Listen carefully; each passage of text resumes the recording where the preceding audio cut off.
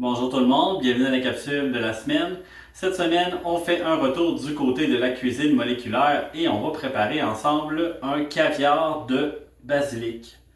Pour faire cette recette-là, on va avoir besoin de basilic frais, d'agar-agar, d'eau et d'huile végétale. On va utiliser le processus de gélification et on va avoir besoin de quelques autres instruments, dont une surface de cuisson, un mélangeur à main et une balance de précision. Allons-y avec la recette. La première étape va consister à préparer notre basilic. Donc ici, j'ai une casserole. Je vais verser de l'eau dans ma casserole. Je vais ensuite envoyer mon basilic dans l'eau. Je vais le faire réchauffer pour le ramollir afin de le broyer ultérieurement.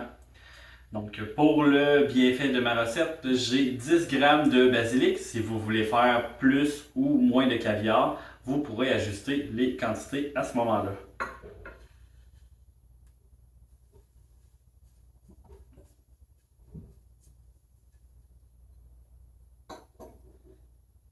Donc, j'ai versé mon basilic. J'envoie ça sur le feu. Je vais l'emmener presque à ébullition. Je vais le faire réchauffer quelques minutes afin de bien faire ramollir mes feuilles de basilic. Donc, on se revoit dans quelques minutes. Maintenant que mes feuilles de basilic sont bien ramollies, je vais les sortir de là avec une cuillère. Donc, je vais sortir les feuilles, les amener dans un autre contenant, juste ici.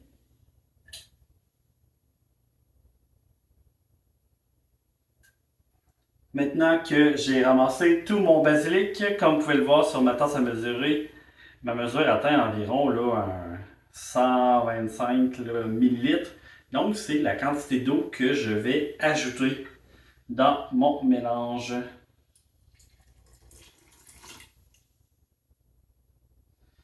Ici. Pourquoi j'ajoute autant d'eau? C'est pour être certain que ma réaction de gélification fonctionne. Si je veux que les propriétés de mon agar-agar soient activées, j'ai besoin d'une certaine quantité d'eau dans mon mélange. Maintenant, avec mon mélangeur à main, je vais venir broyer mes feuilles.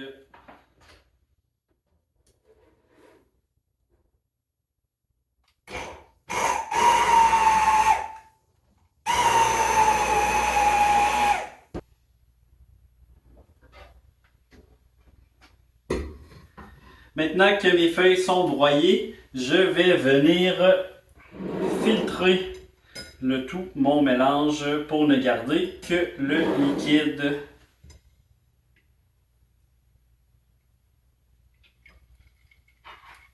Donc malgré tout ça, je sais qu'il me reste quelques petits morceaux solides de feuilles.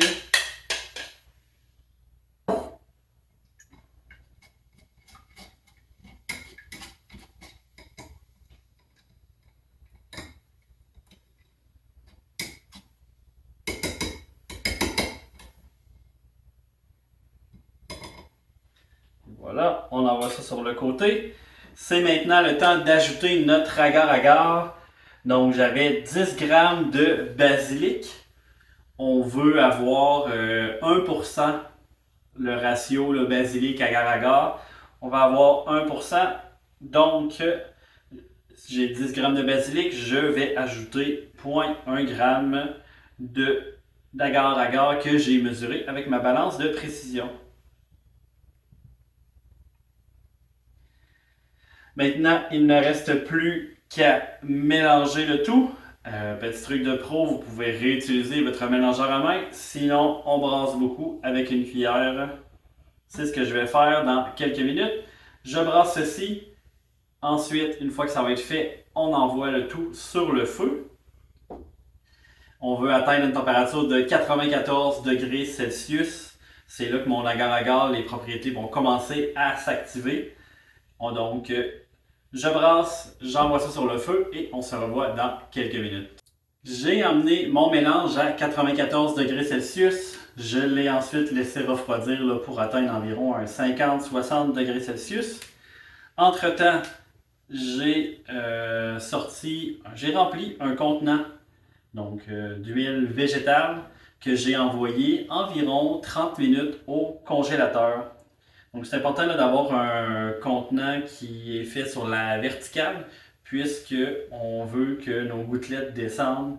En descendant, notre mélange avec l'agar-agar, donc il y a une coquille, si je pourrais dire une coquille de gel qui va se former. Si on veut laisser le temps à la réaction de se faire, on doit avoir un verre en hauteur comme ceci. Donc, tout ce que j'ai à faire maintenant, je prélève mon liquide dans une pipette et je vais le verser goutte à goutte dans mon verre. Donc, j'y vais avec plusieurs gouttes.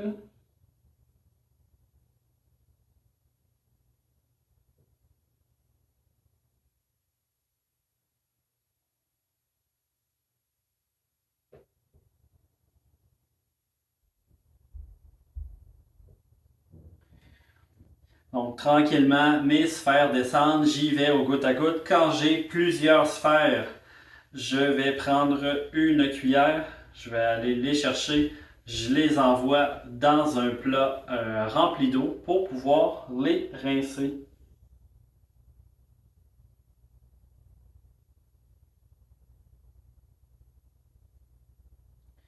Je vais poursuivre ce processus-là jusqu'à ce que je n'ai plus de liquide ou jusqu'à ce que j'ai une quantité suffisante de caviar.